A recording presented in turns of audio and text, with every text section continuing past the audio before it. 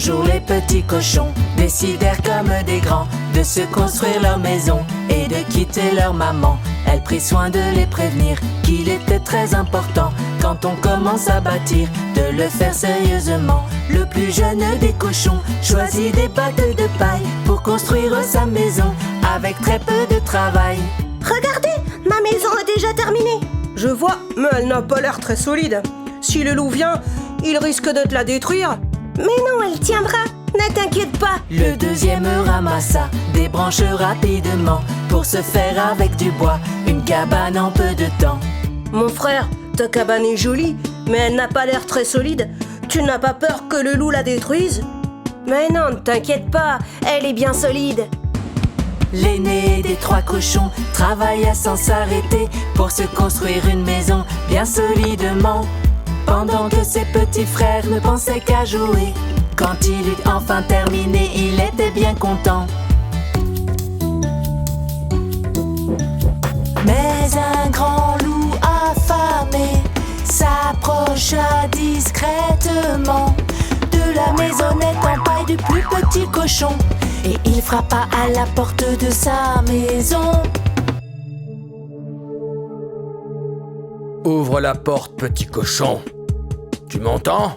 Sinon, je te préviens, je vais souffler ta maison. Tu ne peux rien faire contre moi, ma maison est bien solide. Le loup souffla et il souffla, si bien qu'à force de souffler, la petite maison de paille finit par s'écrouler. Le pauvre petit cochon, afin de lui échapper, dut courir vers la maison de son frère et s'y cacher. Vite, referme bien la porte, le loup risque d'arriver. Ne t'inquiète pas, il ne peut rien contre cette maison. Mais les 2 petits cochons entendirent frapper à la porte de la maison le grand loup affamé. Ouvrez cette porte. Si vous refusez, je vous préviens, je vais souffler et je détruirai votre maison. Elle est solide, tu n'y arriveras pas. Le loup souffla et il souffla, si bien qu'à force de souffler, la petite maison de bois finit par s'écrouler. Les pauvres petits cochons, afin de lui échapper, durent courir vers la maison bâtie par leur frère aîné. Grand frère, le loup arrive par ici, qu'est-ce qu'on va faire? Ne vous inquiétez pas, cette maison est solide. Les 3 petits cochons entendirent frapper à la porte de la maison le grand loup affamé. Ouvrez-moi cette porte. Si vous refusez, je vous préviens, je vais souffler et je détruirai votre maison. Tu perds ton temps, vilain loup. Cette maison est bien solide. Le loup souffla et il souffla de toutes ses forces à plein poumon, mais jamais il ne parvint à faire tomber la maison. Le loup souffla et il souffla de toutes ses forces à plein poumon et finit par renoncer à manger les petits cochons. Il était une fois 3 petits cochons qui vivaient avec leur mère dans une petite maison. Le temps était venu pour eux de quitter la maison et d'apprendre à vivre seuls. La mère fit venir ses 3 petits cochons auprès d'elle.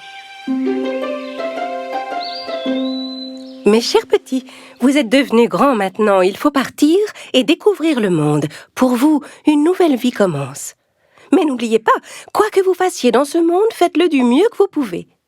Ce sera la meilleure manière pour vous de rester sains et saufs. » Dans un mélange de tristesse et d'excitation, les 3 petits cochons dirent au revoir à leur mère et se mirent en chemin. Après avoir marché un moment, ils trouvèrent un terrain dégagé où ils pourraient construire leur maison.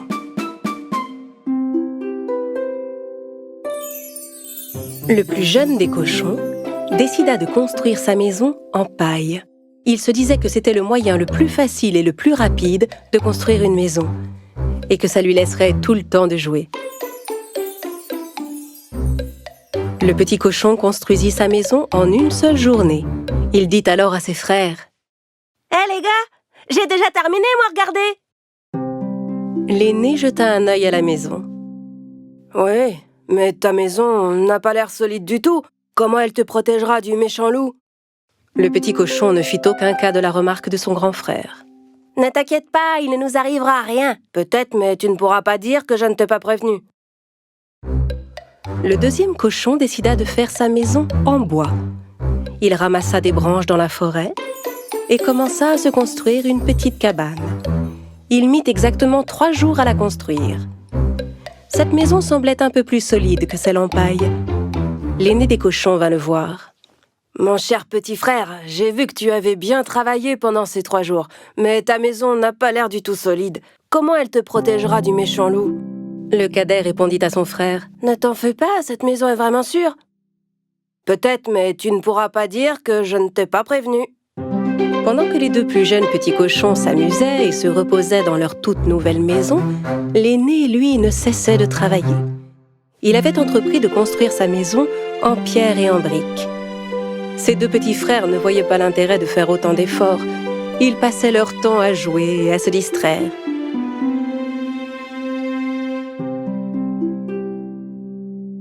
Pourquoi tu t'embêtes comme ça alors que tu pourrais finir aussi vite que nous? C'est vrai, mais de quoi as-tu peur?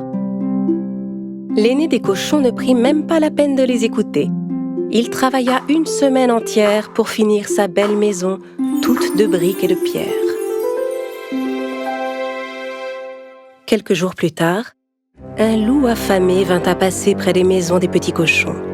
Il s'arrêta d'abord devant la petite maison de paille. Le petit cochon était en train de se reposer à l'intérieur. Le loup frappa à la porte.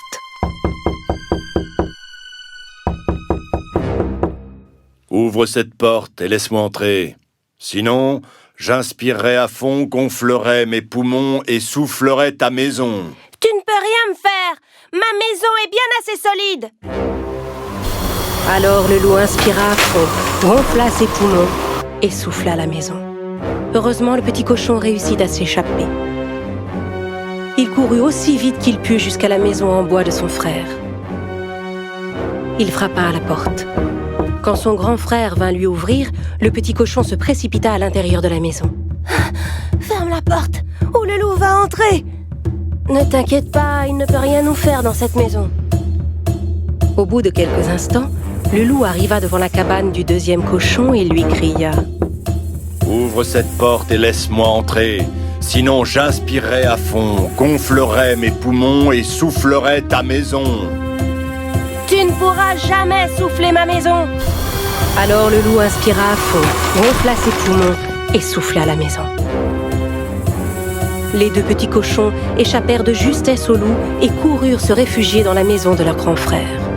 « Grand frère, le loup vient par ici, qu'est-ce qu'on va faire ?»